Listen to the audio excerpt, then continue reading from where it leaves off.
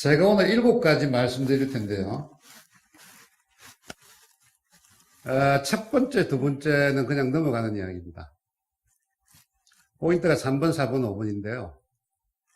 미래 인류가 처하게 될 환경변화 3가지. 첫 번째가 네오사피엔스, 두 번째가 유목민, 노마드, 세 번째가 위즈덤.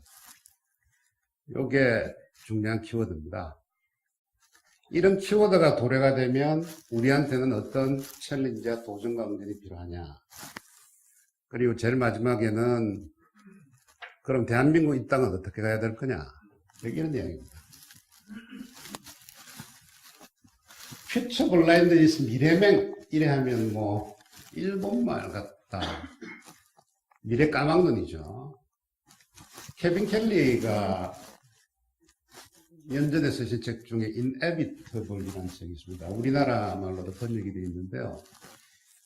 이 책 한번 시간 나시면 보십시오. 아주 강추드리는 책입니다. 최근에 나온 AI 관련해서는 가장 읽어볼 만한 책이죠.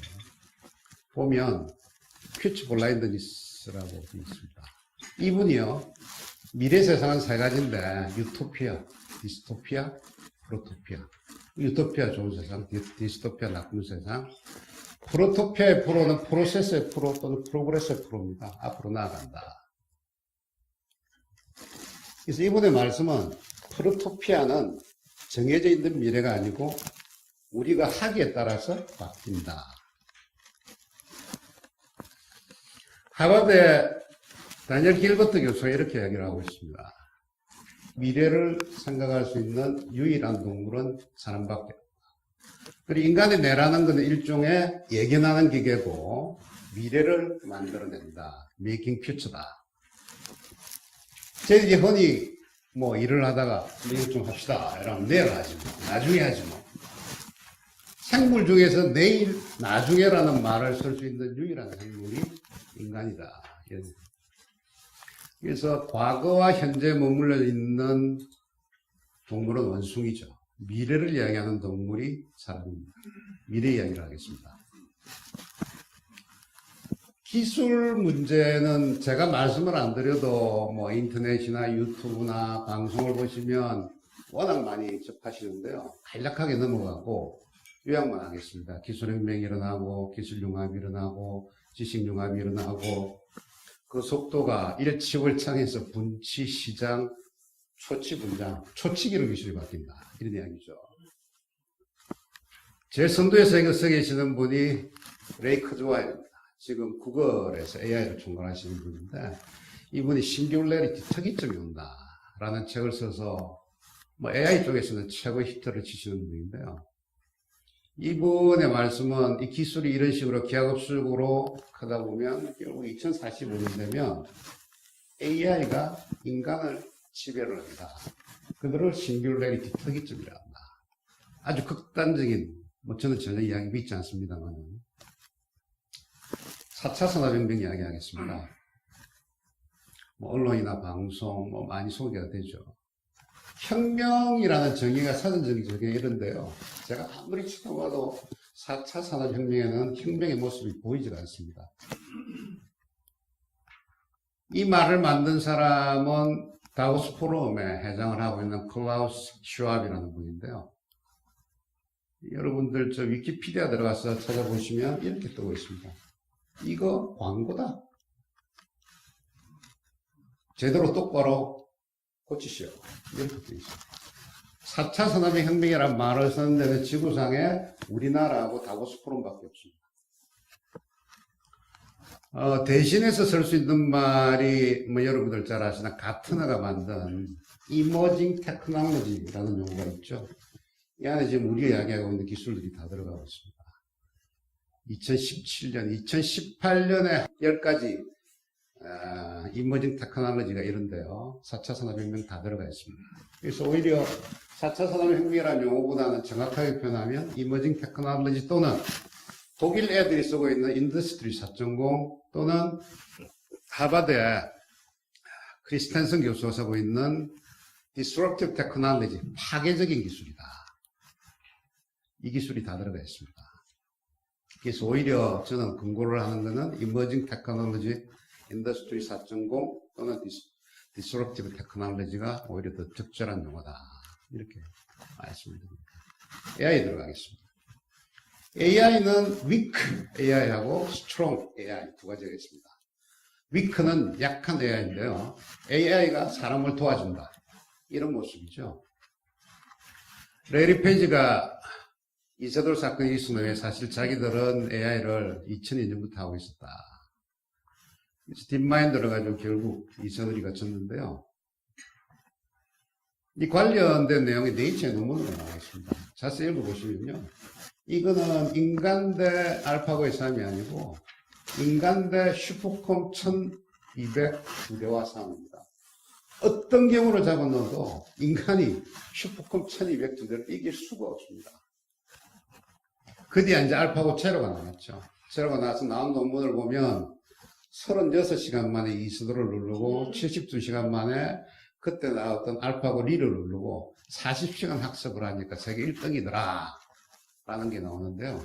내일 이세돌하고 알파고하고 붙여서 19 곱하기 19가 아니고 20 곱하기 20으로 양자가 바둑도 보시오.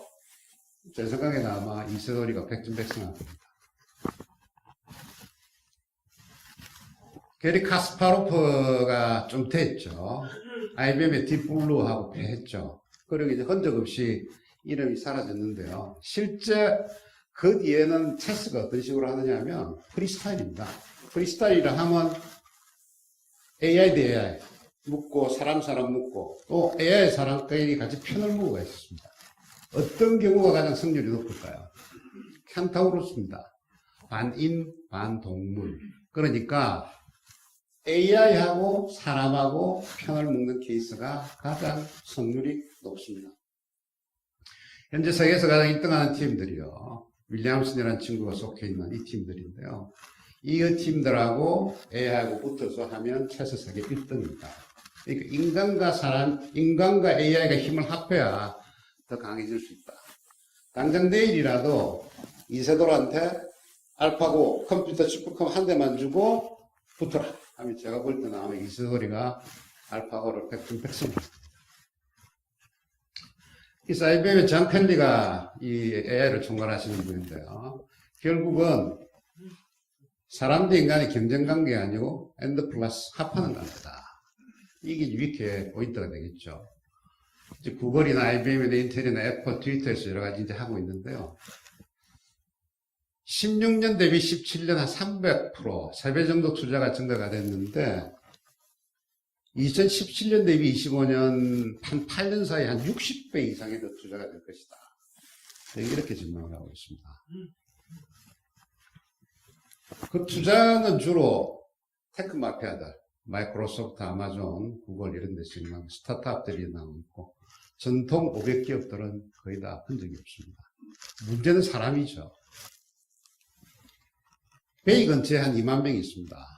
그리고 시애틀에 한 10,000명, 동부에 5,000, 유럽에 좀 있고요. 중국만 해도 꽤 많죠. 이게 조만간 바뀝니다. 이런 식으로 바뀝니다. 중국이 이런 식인데요. 제가 볼 때는 중국이 조만간 뭐 10,000명에서 20,000명 가는 건 순간입니다. 우리나라 AI 인력 꾸준히 합해봐야 1,000명 가됩니다. 알파고가 안 부럽다. 중국 AI 축지법 쓰던 미국을 축적을 하고 연구단지를 만들고 알리바바가 언어 리딩 테스트를 했는데 사람을 앞섰다 이런 거거든요. 현재 우리나라 위치는 투자도 안 돼 있고 사람도 없고 기술 축적도 안 돼 있습니다. 일부 언론을 보면 중국이 우리 AI를 따라온다 라고 표현을 하고 있는데 이때까지 우리가 중국을 AI에서 이긴 적이 한 번도 없습니다. 시작할 때부터 이미 져서 있습니다. 그럼 스트롱 AI 말씀드리겠습니다. 스트롱 AI는 AI가 인간을 지배한다 이런 이야기겠죠. 스트롱 AI를 믿는 사람들이 많습니다. 보면 커즈로 AI라든지 스티븐 호킹 돌아가셨죠. 빌 게이츠, 앨런 머스크, 닉 보스트롬이 AI에 대해서 이론적인 배경을 많이 제공하시는 분인데 이 책도 제가 한번 강추를 드리는 게 AI 중에서 스트롱 AI를 공부하실 분들은 MIT에 있는 태그마크 라이프 3.0 이 책도 우리나라에 번역이 되어 있습니다. 아주 재미나죠. 제임스 바렛이 재미난 게 파이널 인벤션이라는 책을 냈는데요. 어느 날 인간의 머리보다 조금 앞선 AI를 개발하는 순간 그 다음에 인류가 만드는 모든 발명은 AI가 할 것이다. 그러니까 인간보다 조금 뛰어난 발명, 이게 인류가 할 수 있는 최후의 발명이 될 것이다. 이게 이제 파이널 인벤션입니다. 그다음에 드립들이 이치코프 같은 사람들은 아바타 프로젝트를 하고 있고요. 저는 개인적으로 스트롱 AI를 믿지 않습니다. 온다 하더라도 한 300년 내지 400년. 긴 이야기인데요. 줄이겠습니다. 자, 미래 이야기를 하겠습니다. 기술이라는 것은 결국 인간이 만들죠. 인간이 사용하고 인간이 개발을 하고, 근데 너무 우리가 인간보다는 기술에 집착이 되어 있습니다. 그래서 기술은 ITBT&T로 간다고 보고요. 휴머니티 차원에서 키워드는 네오사피엔스, 노마드, 위즈덤 세 가지입니다. 먼저 네오사피엔스부터 말씀드리겠습니다. 혹시 이 자리에서 제일 나이가 작게 드신 분이 어느 분이신가요?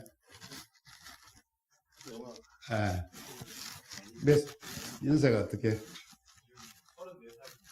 앞으로 몇 살까지 사실랍니까?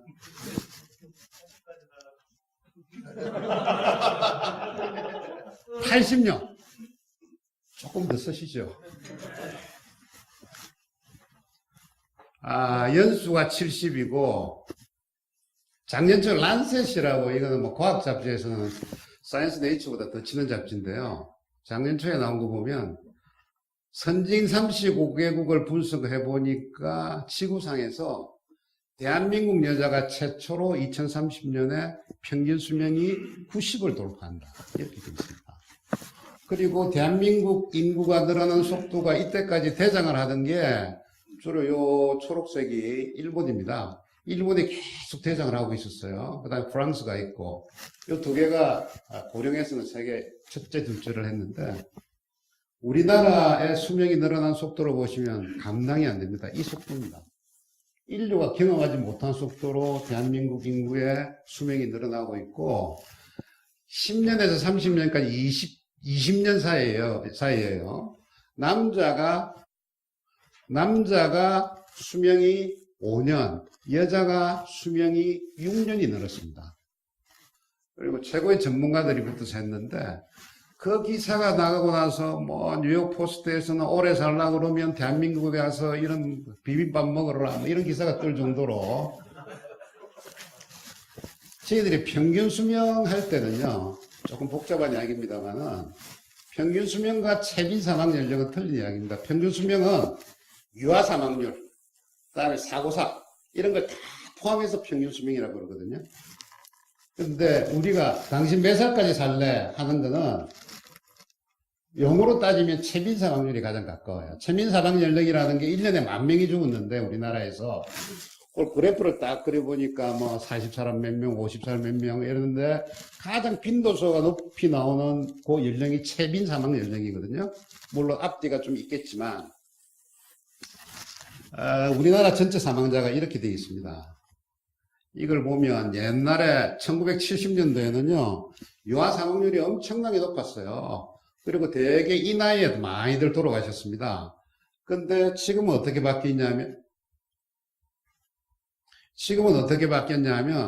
애들은 안 죽어요. 그 대신에 이렇게 되어 있습니다. 엄청나게 바뀌었죠. 그래서 제가 직접, 근데 이게 체빈 사망 연령은 우리나라에서 발표되는 자료가 없습니다. 자료가 없어가지고 제가 매년 자료가 나올 때마다 제가 직접 한번 뽑아보는 건데요.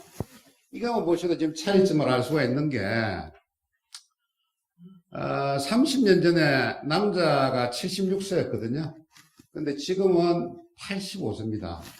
그러니까 85세에 돌아가시면 딱 본전이에요. 딱 중간이에요. 근데 여자들을 보시면은요 30년 전에 82세인데 지금 89세예요. 근데 이게 통계가 2016년 통계이기 때문에 이미 현재 기준으로 계산을 하면 우리나라 여자들의 평균 체빈 사망 연령은 이미 90을 돌파를 했습니다. 90 돌아가시면 막 보통입니다. 그래서 제가 이거를 한번 따져보니까요, 뭐 넘어가고요. 제가 한번 프로젝션을 해보니까 어떻게 되느냐 하면 40세가 아까 40, 30 몇 세라고 그러셨잖아요. 40세가 앞으로 미니멈 63년을 더 사셔야 됩니다. 최민 사망 연령이 103세입니다. 80세가 앞으로 7년을 더 살고 60세가 35년. 제가 60 몇인데 앞으로 최소한 35년을 더 살아야 됩니다.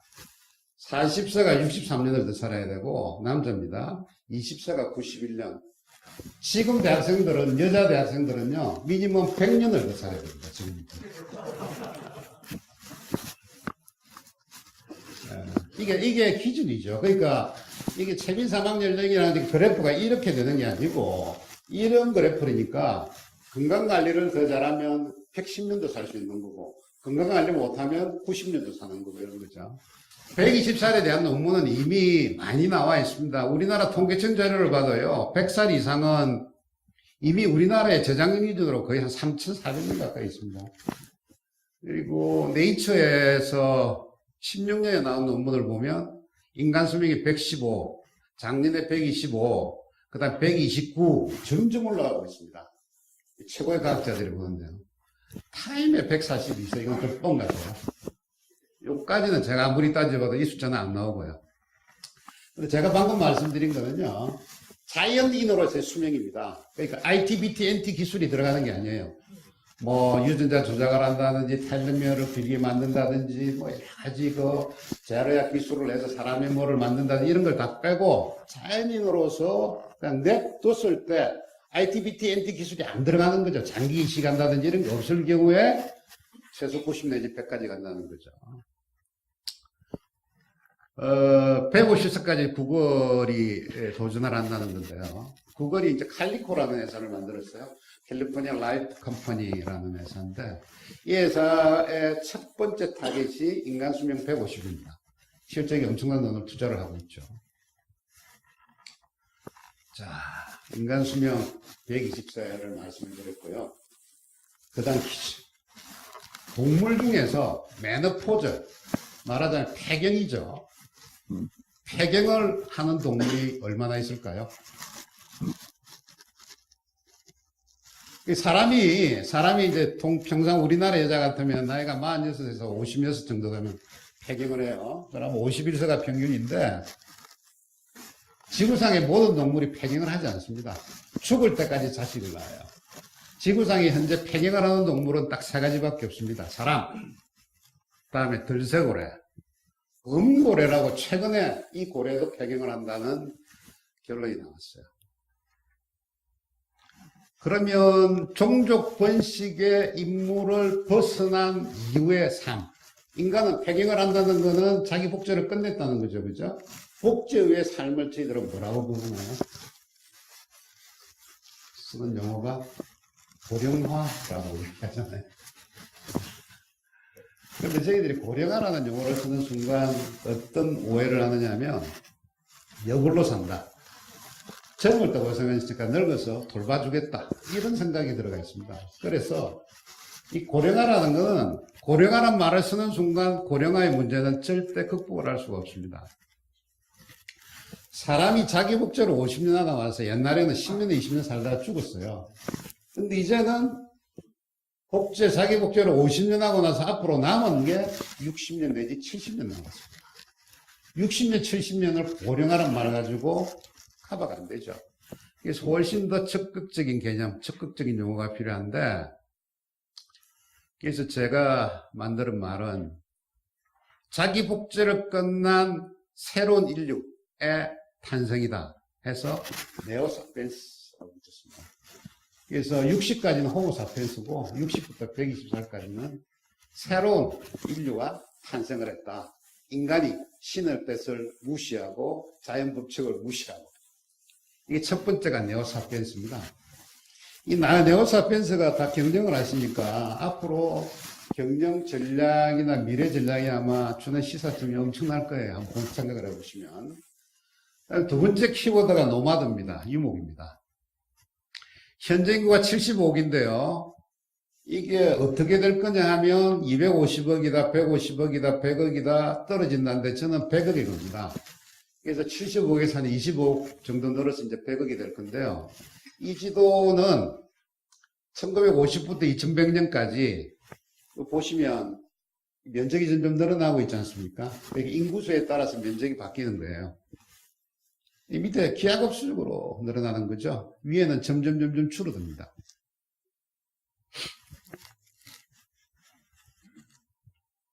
앞으로 볼 때는요, 북반구는 인구가 얼마 없어요. 거의 남반구에서 다 늘어나는 거죠.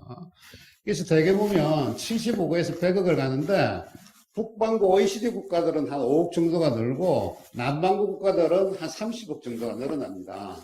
그래서 남반구라 하면 주로 인도, 남아시아, 동남아시아 이런 데거든요. 그리고 생산 가능 인구도 결국 북반구는 줄고 남반구는 엄청난 속도로 늘어나죠. 그렇게 되면 어떻게 되겠어요? 이 사람들이 먹고 살기 위해서 남쪽에서 북쪽으로 올라올 수밖에 없습니다. 이런 걸 저희들은 유목화, 노마다이제이션이라고 하는데요. 옛날의 인류는요, 동쪽에서 서쪽으로, 서쪽에서 동쪽으로 이동을 했습니다. 제렛 다이아몬드 가서 총균사라는 책을 보면요, 인류가 동에서 서로 이동을 했습니다. 온대지방을 따라서.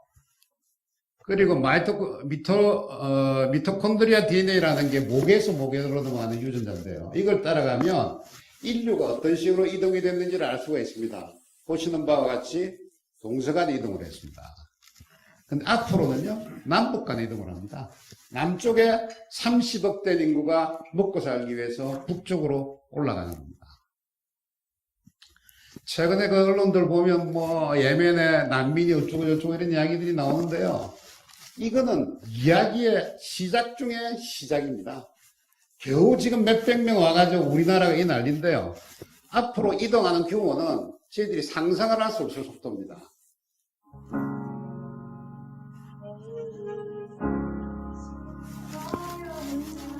지금 뭐 유럽의 인구들이 뭐 10만 명, 뭐 20만 명, 50만 명 이런 난민이 올라와서 문제를 하는데 앞으로 이동할 인구들은요 1000만 명, 꼭 10억 단위로 남쪽에서 북쪽으로 오게.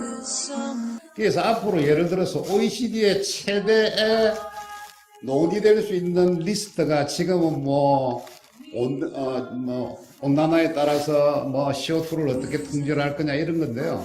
아마 조만간 어떤 아젠다가 나올 거냐 하면 이 난민이 예를 들어서 10억이 늘었으면 10억을 선진국이 몇 명씩 나눠 가질 거냐. 뭐 미국은 2천만 받겠다. 이게는 1,000만 받겠다. 이런 주제로 바뀔 겁니다. 그래서 자카 달리는 이런 현상을 유목하는 인간이다라고 이야기를 하는데요. 이 사람은 두 가지로 나눕니다. 정착민과 유목민이 있는데 유목민 중에서 비자발적 유목하고 자발적 유목이 있다. 비자발적은 본의와 상관없이 먹고 살기 위해서 다른 나라로 가는 아까 난민 같은 거고, 자발적 유목민은 지식과 예술과 노하우와 이런 걸 가지고 아주 비싼 값에 전 세계를 다니는 사람, 가리키로 돈 벌러 돈 쏘러 다니는 사람들이죠. 미국의 히스패닉들이 인프라를 깔고 있는 인프라 노마드죠. 얼마 전에 기사를 보면 우리나라 젊은 애들이 2만 명이 일본으로 갔다. 결국 인프라 유목민으로 일본에 가서 접시 닦고 거들일하고 짊어지고 이런 애들이거든요. 하이퍼노매드들이 우리나라에 있느냐? 이미 많이 와 있습니다. 제 사무실이 서초동인데 서초동 근처에 가보면요, 최근에 레지던스라는 게 많이 생겼어요. 그래서 이거 뭐 하는 데냐? 외국 애들 또는 국내 한국 애들, 외국에 있는 애들이 와 있는다. 차느냐? 꽉꽉 찬대요. 법원 근처니까 뭐 송사 같은 게 많으니까 뭐 월스트리트나 맨하탄이나 이런 애들이 와가지고 3개월, 6개월 있다 간다는 거죠. 그러니까 우리나라에서 보면 인프라 유목민들은 구로공단 이런 데 가면 눈에 많이 떠요. 근데 하이퍼는 유목민들은 눈에 뜨이지 않지만 이미 우리나라에도 많이 들어와 있습니다. 제가 최근에 연구소 오고 나서 뭐 운동을 새로 시작해가지고 골프장에 보면 골프장에도 젊은 친구들이 굉장히 많아요.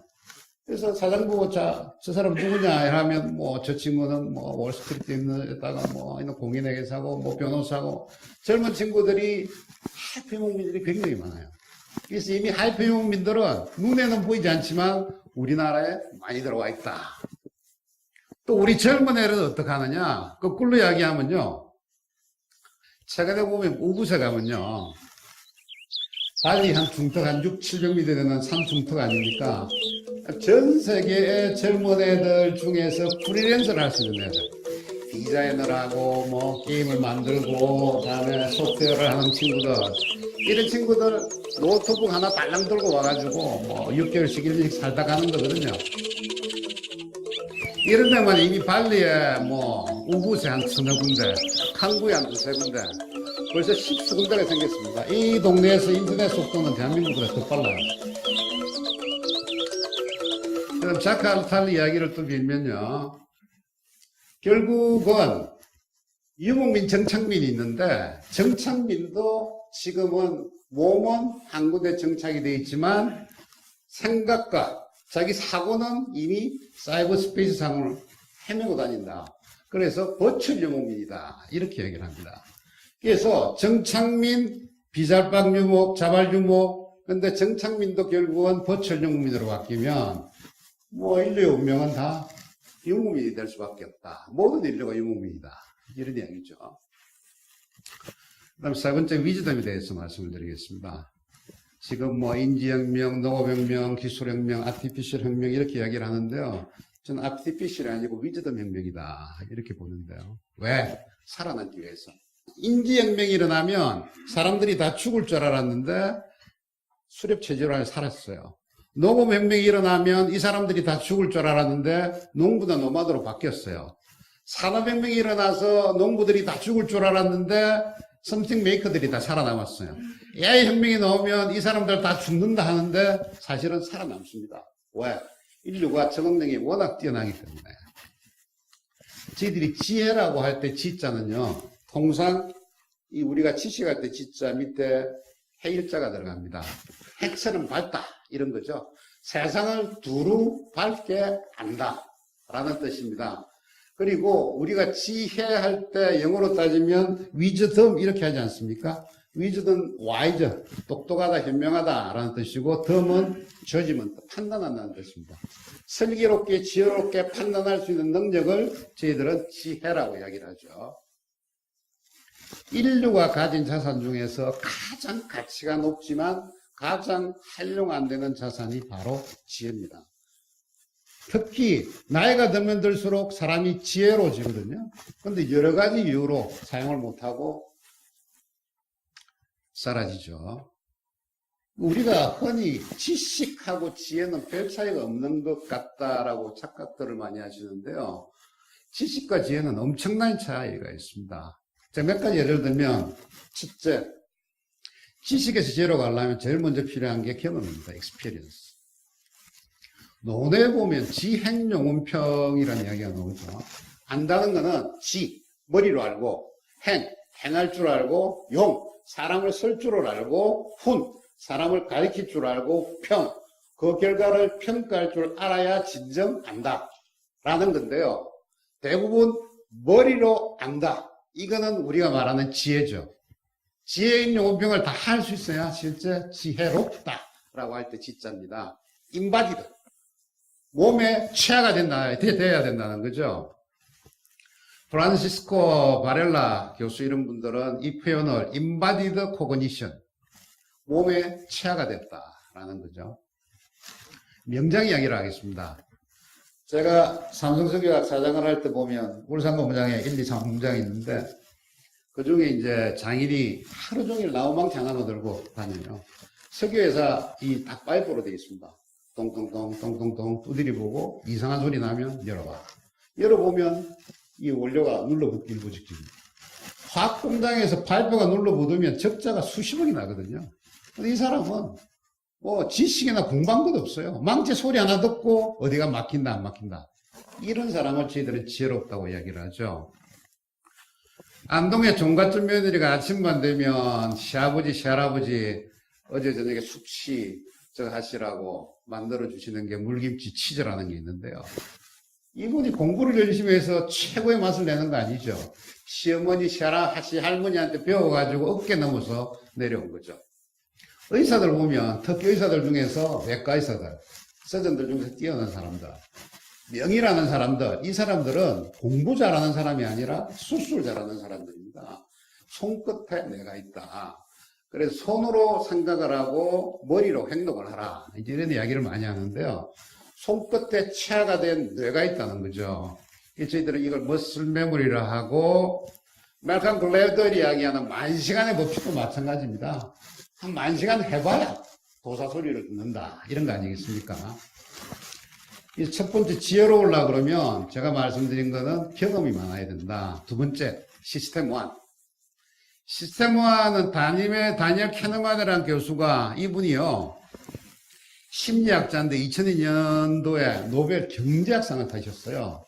왜 경제학상을 탔느냐 하면 그 이전에 경제학은 어떻게 판단을 했냐면 인간이라는 것은 지극히 합리적이고 논리적인 동물이고 합리적으로 논리적으로 판단을 한다라고 생각을 했는데 이 다니엘 캐너만을 보니 그게 아니에요. 굉장히 충동적이고 그래서 이분들이 쓴 책 중에 가장 유명한 책이 Think Fast and Think Slow라는 책이 있는데요. 사람에는 두 가지가 있다. 시스템 1이 있고 시스템 2가 있는데 시스템 1이라는 거는 즉각적으로 직감으로 판단하는 거고 이거는 논리적으로 판단한다. 빠르고 무의식이고 자동적이고 매일 판단하지만 에러가 있다. 넓고 의식적이고 노력이 들고 복잡한 결정을 하고 믿을 만하다. 근데 실제 사람은 이게 95%라는 거죠. 야구장에 야구를 공연하는데 파울볼이 날아온다 이거죠. 그러면 시스템 2로 작동을 하면 볼의 속도, 나의 속도, 운동하다가 뻥 구멍이 든단 말이죠. 공 날라오면 피하지 않습니까? 이게 시스템 1이라는 거죠. 그 다음에 사파리를 가는데 잠깐 밖에 나갔는데 사자가 뛰어나온다. 그럼 사자의 속도, 나의 속도야 사자 이빨의 강도 이런 거 판단하다가 물려 죽는다는 거죠. 바로 도망가야죠. 그게 시스템 1입니다.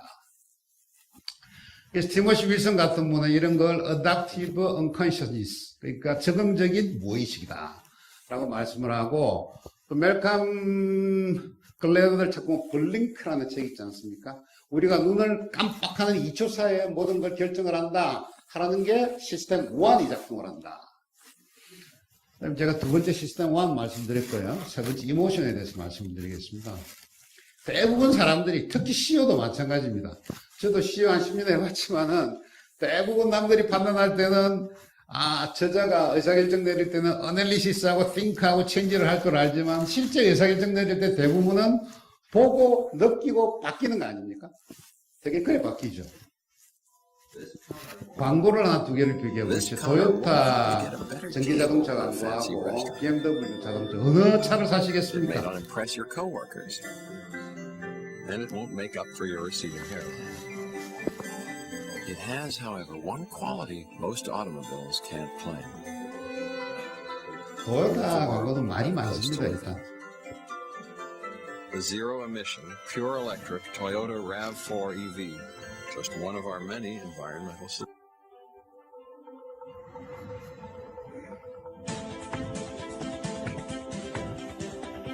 뭐 어느 차를 사실지도 판단을 하시고요. 사람들이 논리로 결정을 하는 게 아니라 느낌으로 판단을 합니다. 그래서 대부분 95% 이상이 이모티브하다 이런 거죠. 뭐 이 사회에는 수없이 많은 이야기들이 있는데 생략을 하겠습니다. 근데 다만 저희들이 데이터 사이언스 할 때는 아주 쉽게 데이터 인포메이션 날리지 위즈덤으로 올라간다. 그리고 요새는 거기에다가 인텔리전스가 나오니까 이 사이에 인텔리전스가 들어간다. 이런 모델인데요. 빅데이터라는 게 뭡니까? 데이터를 인포메이션으로 바꾸는 거고 AI라는 게 인포메이션을 날리지로 바꾸는 거거든요. 그럼 날리에서 위즈덤으로 가는 건 아무것도 아니다라고 이야기하는데 아무것도 아닌 게 아닙니다. 이 정도 갭이 아니고 사실은 이 정도 갭이에요. 그래서 저희들이 AI 할 때는 여기서 지금 왔다 갔다 하는 거죠. 근데 아까 말씀드린 시총의회 하는 사람들은 여기서 쉽게 점프할 수 있다 하는데 저는 그걸 믿지 않는 사람입니다. 그 간격은 이거만큼 넓다. 하여튼 위즈덤은 대단히 골치 아픈 주제인데요. 제가 세 가지 말씀드렸어요.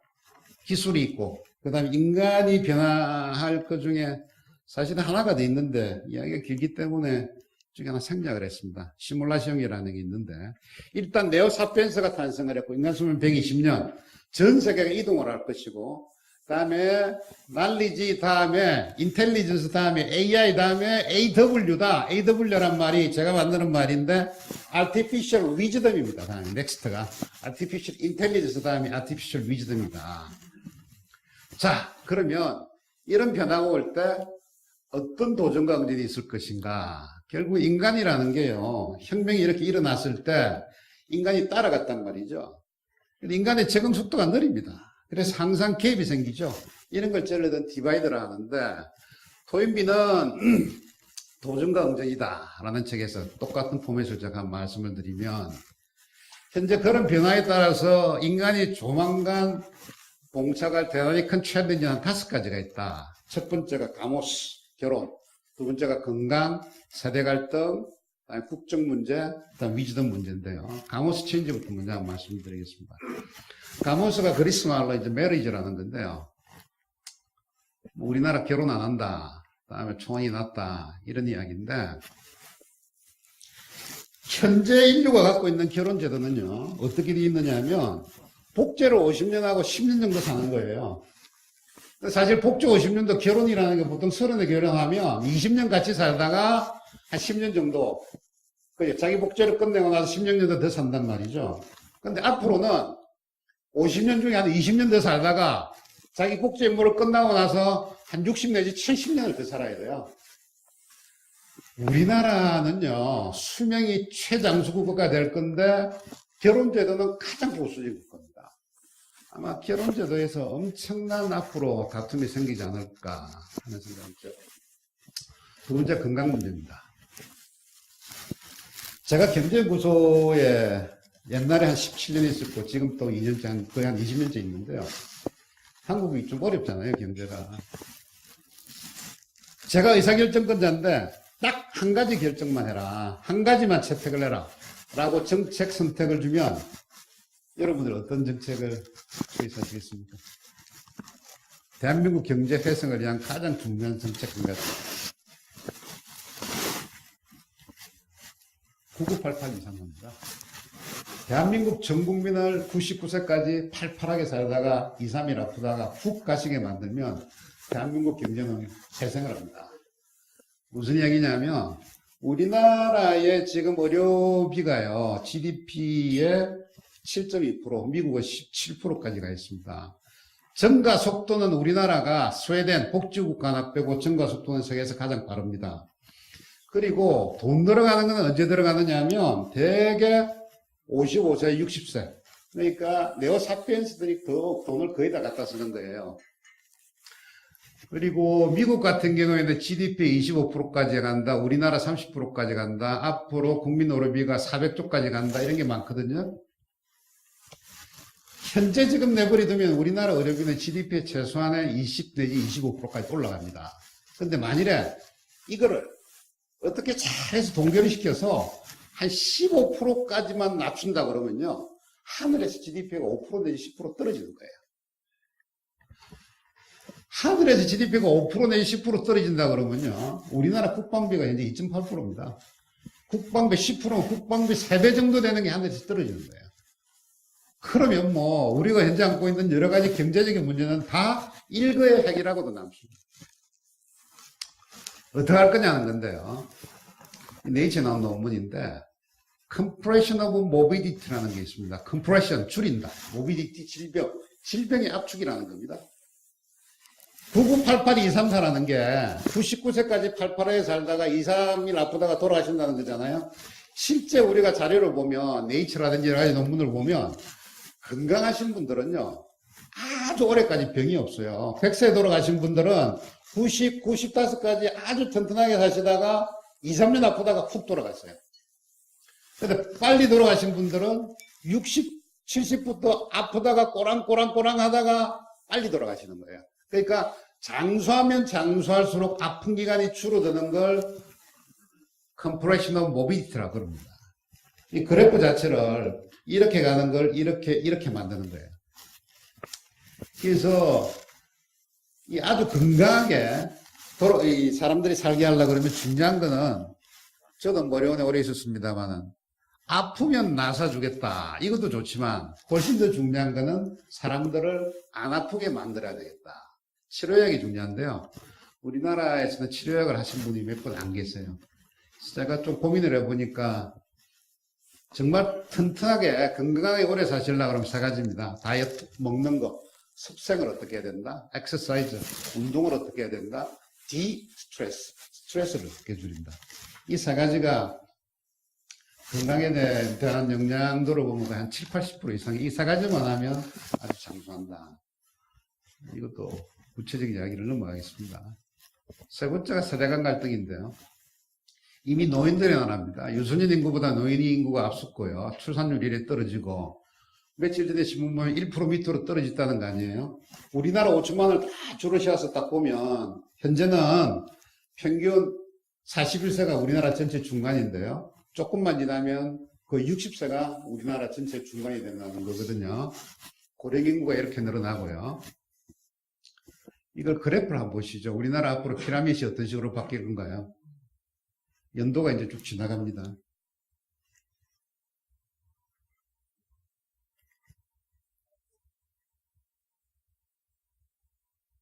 통계청에서 65년까지 만들어지는데요.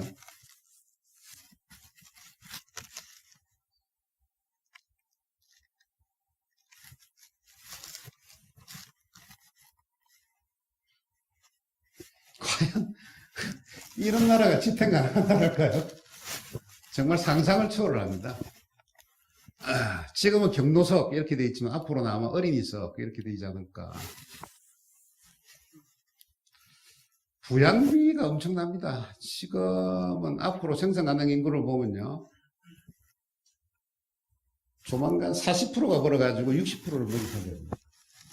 40%가 벌어서 60%를 먹이 살리는 사회. 이 지속 불가능하죠.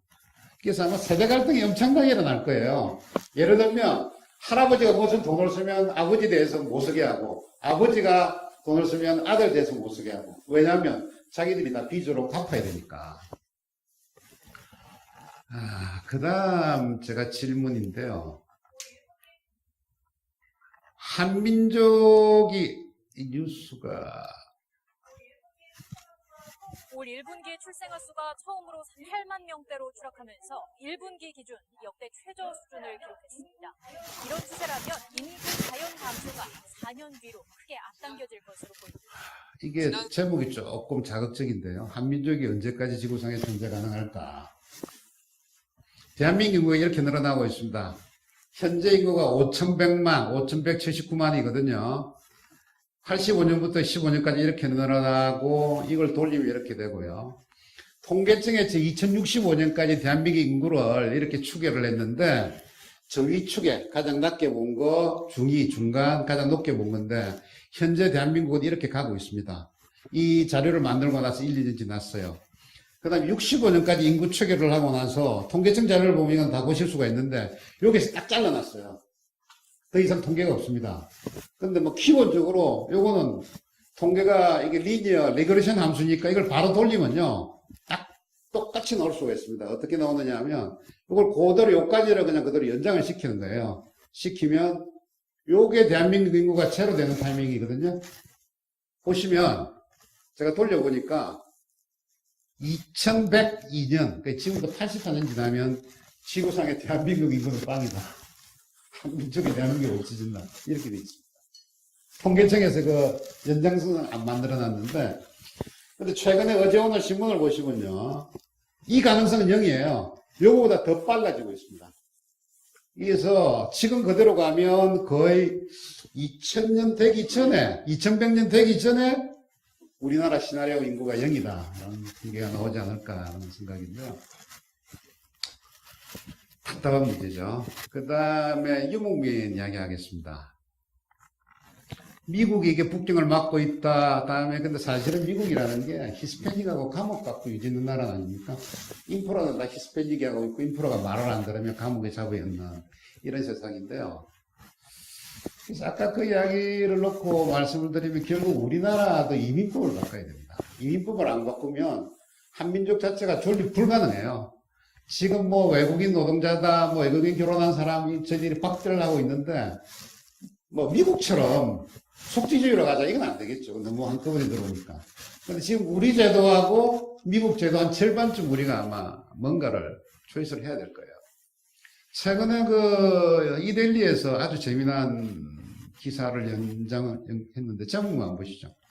이민자가 많을수록 고성장이고 뉴욕에 있으면 다양성이 있고 다양할수록 수풀이 울창하고 세계에서 가장 잘했던 데가 독일인데 독일은 회생을 했고 제일 이민 정책을 못했던 데가 일본인데 요새 일본은 이제 고이즈미가 아베 신조가 이제 반성을 하고 이민을 받아들이는데 이미 타이밍이 늦었다 이런 이야기죠.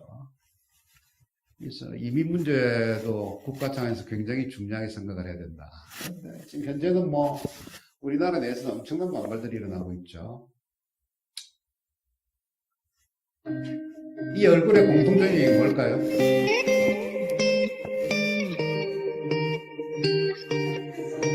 얼굴을 보십시오. 이 전형적인 북방계 몽골리안 얼굴입니다. 반절구리 얼굴이 남방계 얼굴인데요. 우리나라는 사실은 순종이 아니에요. 남방계, 북방계 공종이거든요. DNA를 보면 김수로 왕이 북방계, 남방계가 합해지신 분이에요. 북방계에서는 신이 되게 이 신화를 보면 하늘에서 신이 내려왔다 이런 거고요. 남방계 신화를 보면 알에서 우리 조상이 태어났다 이런 건데 김수로 왕 신화를 보면 하늘에서 알이 떨어졌잖아요. 그러니까 이게 북방계하고 남방계가 지금 합해진 거예요 지금. 그래서 우리나라가 되게 북방계가 85, 남방계가 20 내지 15거든요. 우리나라 인자 속에서는 거의 북방계 유목비 인자가 대다수다 이렇게 보시면 돼요. 제가 다니면서 하는 헛소리 중에 하나가 대한민국 국호를 바꾸자. 징기스칸 할 때 칸, 사만만 진할 때 칸, 대한민국 할 때 한이거든요. 우리나라 국가가 리퍼블릭 코리아인데요. 이거를 그레이트, 칸. 칸이 위대하다, 뛰어나다, 족장, 대장 이런 뜻이거든요. 이 리퍼블릭이니까 올해 대한민국 국호를 위대한 칸의 제국으로 바꾸자. 이런 이야기를 하고 다니는데. 자카 달리가 하는 이야기가 이래 있습니다. 유목민들은 미래 세계를 지배를 할 것이고 이 사람들이 가져야 될 거는 첫 번째, 가벼워. 뭔가를 소유를 하지 말아야 됩니다. 소유가 중요한 게 아니라 사용을 하라는 개념이고 두 번째가 자유로워. 이념이나 어떤 뭐 집단이나 뭔가에 꽂히지 말고 항상 자유로워야 된다. 남을 환대를 하라. 항상 사주경계, 주민을 살펴라. 유목민들 주변 안 살피면 뭐 죽죠. 늘 어딘가에 접촉이 되라. 그리고 항상 박이정신이 지내라. 요게 과거 징기스칸이 세계를 지배했던 원리고 앞으로 유목시대에 살 수 있는 키워드다. 제가 이제 하고 다니는 이야기 중에 한 가지는 이건 제가 만드는 말인데요. 옛날에는 대지독패입니다. 크고 만연하고 독야층층하고 다다그는데 앞으로는 소속연계입니다. 작고 빠르고 연결되고 열려라 이런 얘기죠. 다섯 번째 챌린지 말씀드리겠습니다. 지금 이제 위즈덤 오고 나서 일자리가 없어진다 뭐 난리법석인데요. 참 골치가 아픈 것 같아요.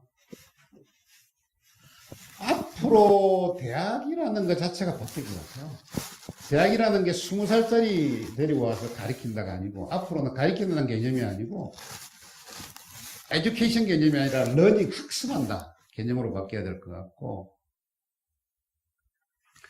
연대 김용학 총장이 이제 이분이 총장 되면서 했던 이야기가 100세 시대를 대비하자. 저는 120세 시대를 대비하자.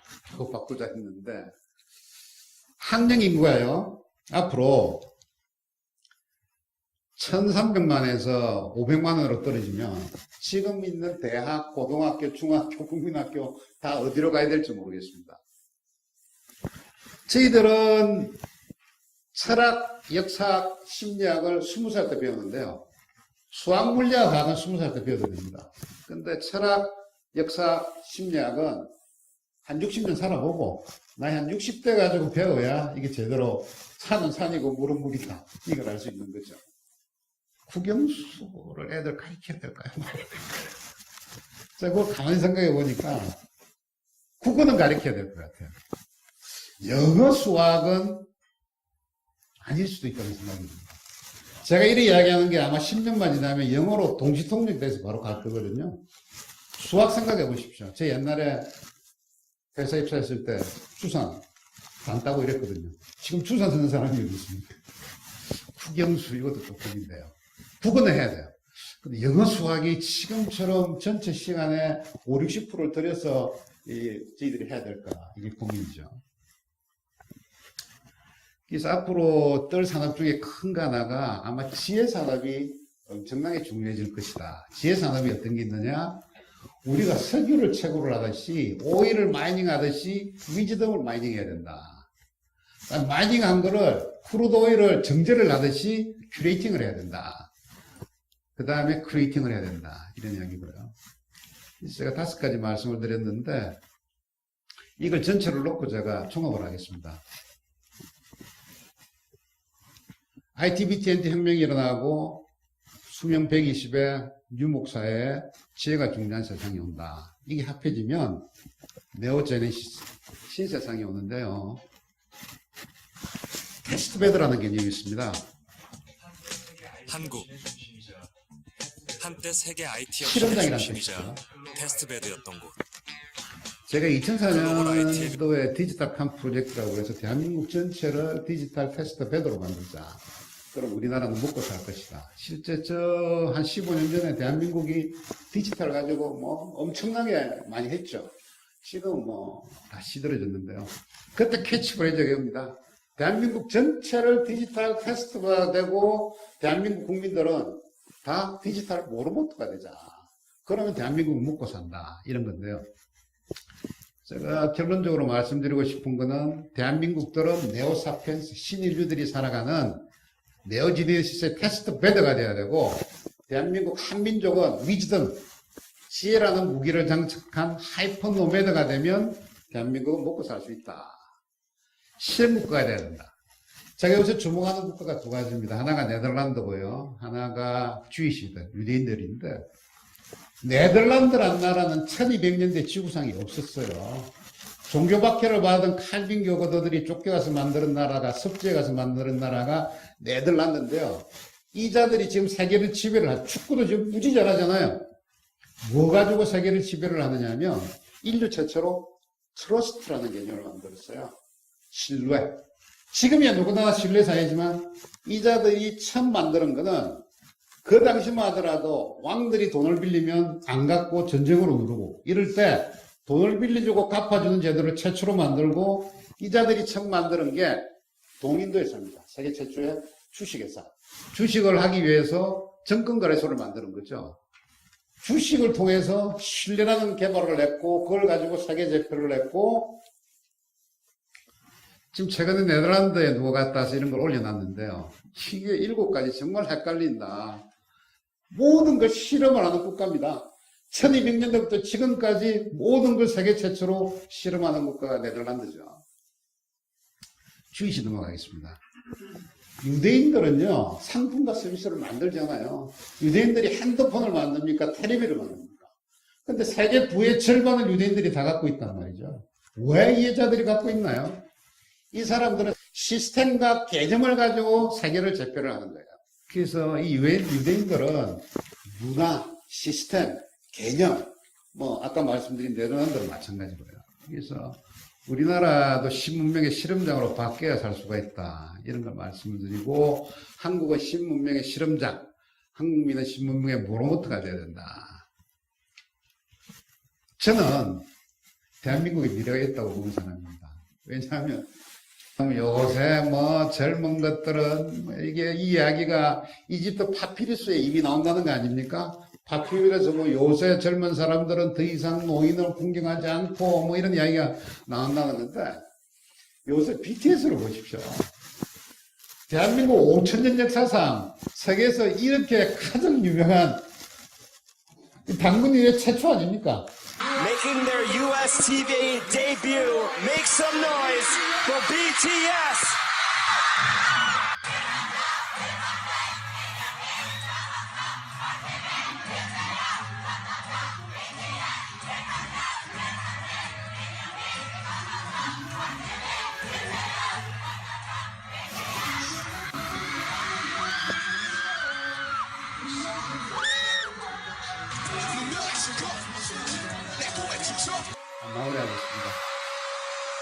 제가 오늘 말씀드린 거는요. 뭐 기술 발전 이거는 당연히 저희들이 주목을 해야 되고요. 신인류의 탄생, 세상은 유목 시대로 바뀌고 AI 다음에는 AW다 하면 네오 제네시스 신문명이 오는데 이 전체를 대한민국이 실험의 장이 되자. 그래서 대한민국들은 신인류들이 살아가는 네오 제네시스 테스트 베드로 만들고 우리나라 한민족은 위즈덤, 지혜라는 무기를 장착한 하이퍼 노매드가 되자. 이게 한국이 유일하게 살아남을 수 있는 길 아닌가 제가 고민을 많이 해보는데요. 감사합니다.